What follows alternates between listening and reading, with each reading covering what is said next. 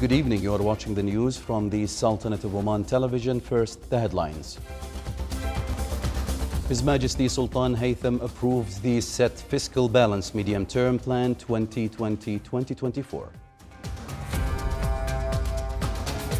His Majesty the Sultan gives his royal directives for accelerating the building of an integrated national system for social protection.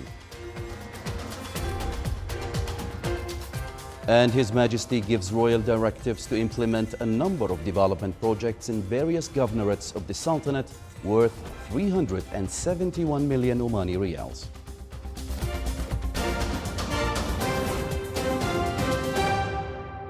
Those were the headlines. Now for the news in detail. The Council of Ministers issued a statement in which it said, in confirmation of the royal directives of His Majesty Sultan Haytham bin Tariq and the attention given towards steering the financial resources to an ideal direction and placing the achievements of the financial balance at the highest priority of the government, His Majesty approves the set fiscal balance medium-term plan 2020-2024. It will include several initiatives and programs aiming comprehensively to establish the foundations for the financial sustainability of the Sultanate, reduce the public debt, and raise the efficiency of government spending by directing it towards national priorities, as well as increasing the revenue from non-oil sectors and enhancing the state's financial reserves. It will also improve the income on investing the government assets in a way that ensures boosting their ability to face any difficulties and financial challenges to put it on the path of economic growth and prosperity. As part of the blessings of this plan, His Majesty the Sultan gave his royal directives for accelerating the building of an integrated national system for social protection with the aim of ensuring protection for both limited income and social security families from any expected impacts and of measures and procedures applied in the plan. The royal directives also include the implementation of a number of development projects in various governorates of the Sultanate worth 371 million Omani riyals. This generous gesture comes from His Majesty the Sultan out of the royal care for continuous strengthening of the economic activity and development movement in the Sultanate. The authorities concerned will announce the details of this plan and clarify the initiatives that it includes.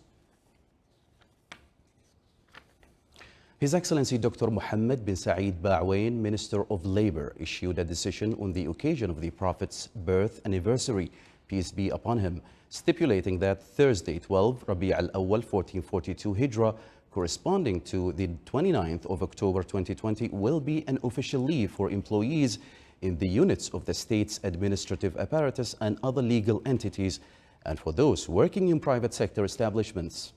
The decision allows employers and employees to agree on compensation or compensating this leave if the necessity arises to work during the leave. His Excellency said they take this blessed occasion to forward to His Majesty Sultan Haytham bin Tariq best wishes and congratulations, praying to the Almighty Allah to protect His Majesty and bless him with good health, happiness and long life, and to return this and similar occasions for many years to come on His Majesty, the Omani people and our beloved country with more progress and prosperity under His Majesty's wise leadership, and for all Muslims with good omen and welfare. Doctors at Khawla Hospital confirmed that some of the COVID-19 patients that were placed in intensive care needed oxygen therapy post-treatment. The hospital recorded 18 COVID-19 patients in the ICU. More details in the following report. The health workers at Khawla Hospital stood for a moment of silence for the departure of a patient who had died of COVID-19.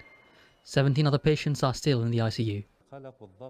It was explained that there is great pressure on health workers due to the staggering number of patients in need of intensive care and the severe lack of personnel. They are also finding themselves in need of spending longer hours at work compared to what they were used to. The health workers carry hope that their patients will return to their families in a time where doctors are observing complications in patients even after recovery. These complications present themselves in various forms, one of them being lung fibrosis, which causes patients to experience difficulty in breathing. Some patients end up in need of oxygen therapy.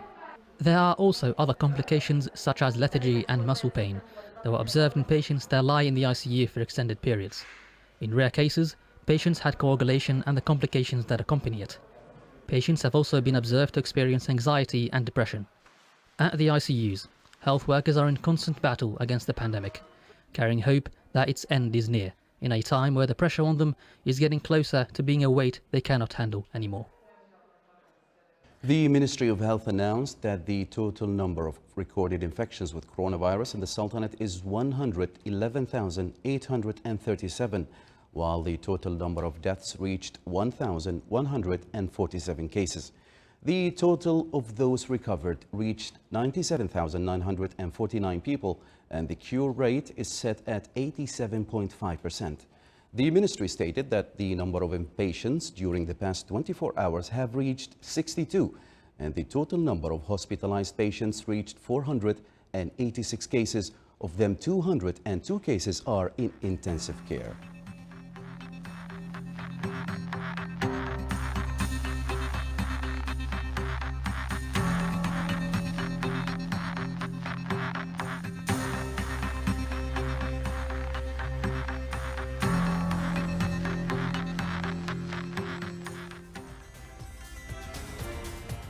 Still to come in our news bulletin. Nowadays, Europe sees record number of daily COVID-19 infections, and Spain became the first country in the European Union to surpass 1 million.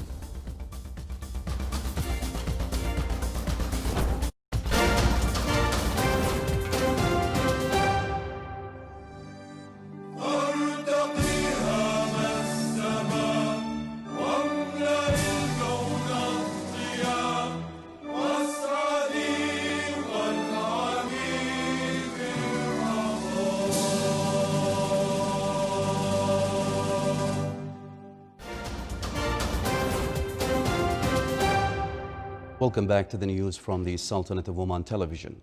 More than 7,000 heads of livestock were vaccinated in the wilaya of Yanqul. A vaccination specialist participating in the program expressed his relief over the effectiveness of the program over the past years, as the recorded cases of communicable diseases such as pests and smallpox witnessed a sweeping drop by 99%, and the recent epidemiological surveillance shows no recorded cases of such diseases. 10 teams of vets, volunteers, farmers and breeders contribute to vaccinate the livestock in the area. The vaccination tools were provided by the Ministry of Agriculture, Fisheries and Water Resources. The animal vaccination project aims at protecting livestock from communicable diseases, raising awareness of all stakeholders on how to use vaccination, and train farmers and breeders on the best methods to increase their livestock. Research in the Sultanate aims to achieve the pillars of Oman Vision 2040, and the sector witnesses a considerable growth in its production despite challenges. It seeks to achieve sustainable development as to increase the Sultanate's competitive capability in the knowledge economy. The Ministry of Higher Education, Research and Innovation has announced recently its approval to fund 250 research projects that cover different fields that include telecommunication and information systems, environmental resources, health, education, culture, energy, and industry. Sultan Qaboos University represents an incubation environment for researchers in different sectors since its establishment, containing 14 research centers. The 18th annual Camel Race Festival concluded its first part with 13 rounds in Al Abyad racetrack in the wilaya of Mudabi in the North Sharqiya Governorate. The competition included tracks for 1.5 kilometers and another track for 5 kilometers. The camel race also aimed at highlighting the importance of such traditional races and signifying the role of camel owners and breeders in preserving this traditional sport.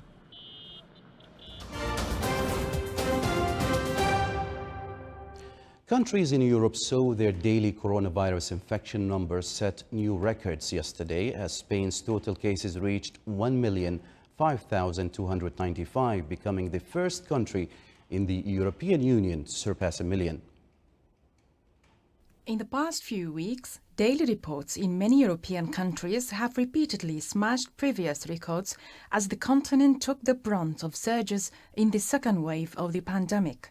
Britain, Poland, the Netherlands, Austria, Croatia, Slovenia and Lithuania all reported yesterday their new records of daily cases since the novel coronavirus outbreak, while Germany has registered more than 50 coronavirus infections per 100,000 inhabitants over a one-week period. Poland's daily number of confirmed cases broke the 10,000 mark for the first time yesterday, standing at 10,040 with 130 deaths. The UK reported 26,688 daily coronavirus cases yesterday, its highest ever. England's South Yorkshire, where the case rates of infections are among the highest in the country, will move its local COVID-19 alert level to the top restriction level starting on Saturday. COVID-19 infections in the Netherlands kept climbing and reached a new daily record of 8,764 cases in a 24-hour span. Austria reported its biggest daily increase of COVID-19 cases as a further 1,958 people tested positive in the past 24 hours. Croatia and Slovenia also reported their new cases in the past 24 hours. To curb the spread of the coronavirus and prevent a second lockdown, many European countries introduced tightened measures. The Lithuanian government decided to put 12 municipalities under a 2-week lockdown as of October 26 due to a spike in infections. The Czech government decided to close most shops and services in the country and strictly restrict the movement of residents as of today to curb one of the world's fastest-growing COVID-19 infection rates.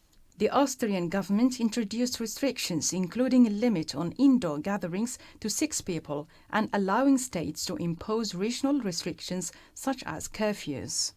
To ease the burden on its health system, the Polish government is building a temporary hospital containing 500 beds in the National Stadium. According to the website of the World Health Organization, as of October 19, there were 198 COVID-19 candidate vaccines being developed worldwide, and 44 of them were in clinical trials. This is the Sultanate of Oman Television. Before we end tonight's bulletin, here are the main headlines once again. His Majesty Sultan Haytham approves the set fiscal balance medium-term plan 2020-2024.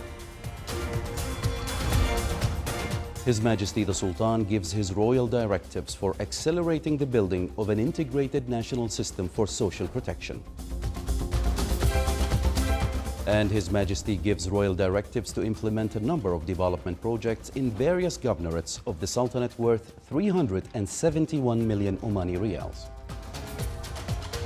With that, we come to the end of tonight's news bulletin. From all of us here at the newsroom and the studios, it's good night.